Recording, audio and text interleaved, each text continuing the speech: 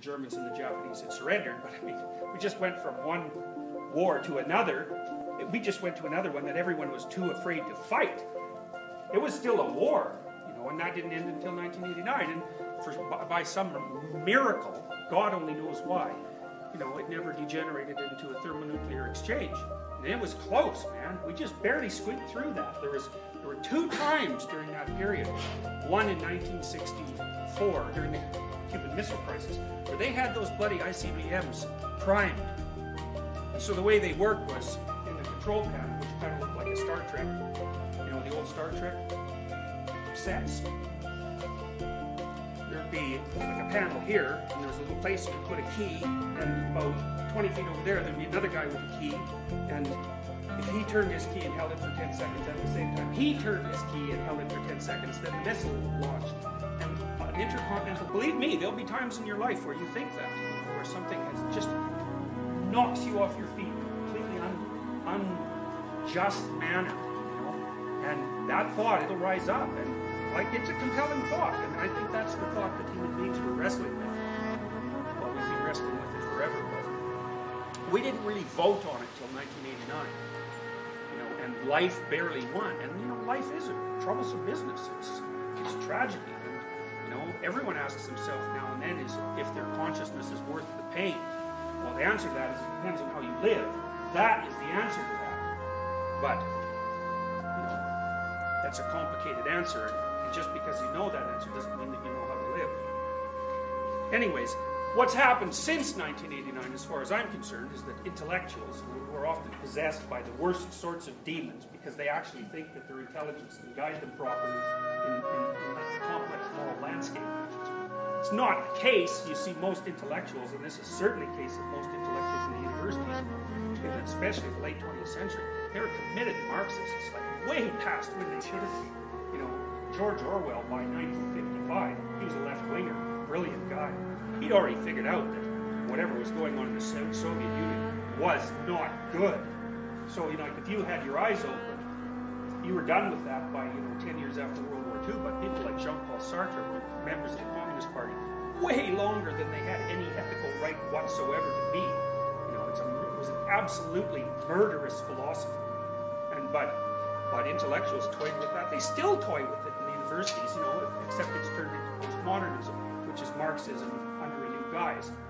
You know, and a lot of the postmodern thought is not only left-wing disguised, but it's also nihilistic. And that's actually the other problem that the death of God produces. One is, okay, I don't have a religious foundation. I don't have any foundation under my feet to buttress my moral claims, or even to sort of help me determine what life is worth in the face of tragedy. So I need something to replace that, and then poof, that's the state, which is a really bad replacement. Because if you think God's bad, like, you just try Stalin on for size for a while. And Mao as well, you know, and Hitler as well. It's not like this was a phenomenon that was only linked to one, say, culture of people. Everybody became susceptible to it, and the same murderous thing happened every time people tried that.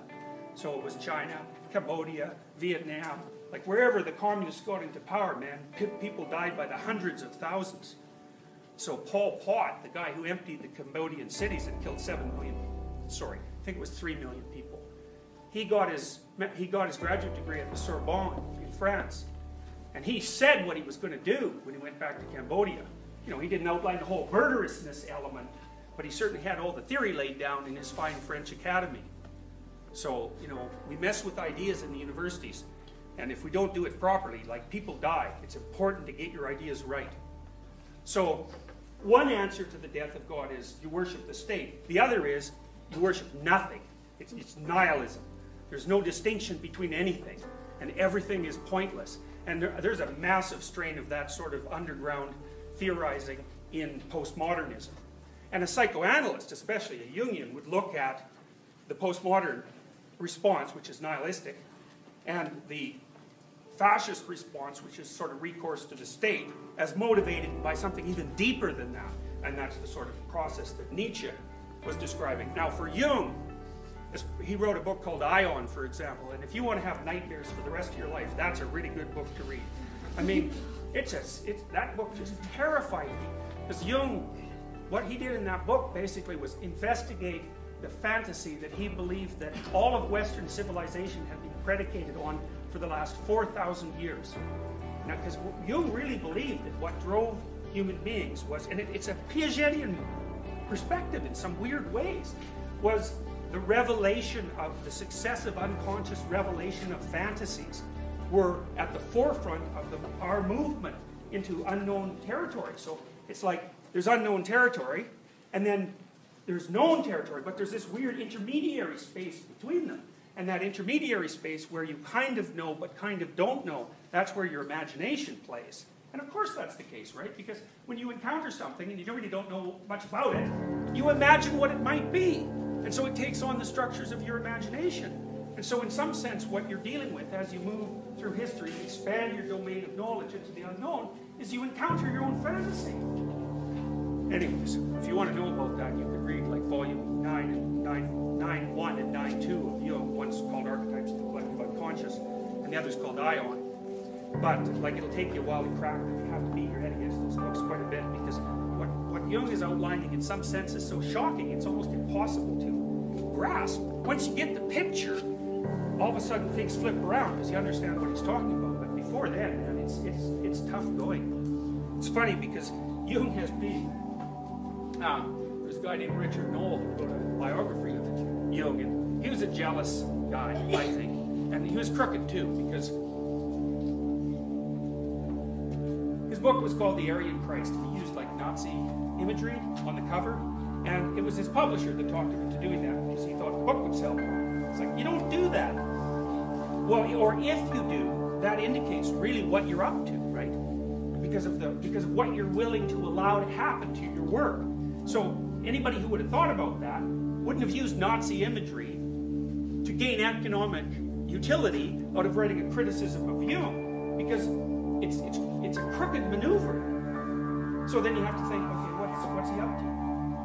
Why is he doing this? Now Jung has been he accused Jung, for example, of basically starting a cult, and I can understand that. But what I found so amusing about Knoll's book is that what Jung was actually up to was so much more terrifying than a mere cult. That it was sort of like accusing a serial killer of stealing a loaf of bread. It's like, yeah, well, maybe he stole a loaf of bread, but compared to what he was actually up to, it's really not relevant. So, I mean, Jung was trying to bring the primordial imagination back into the world, and to make people conscious of it. It's like, whew, that's something, man.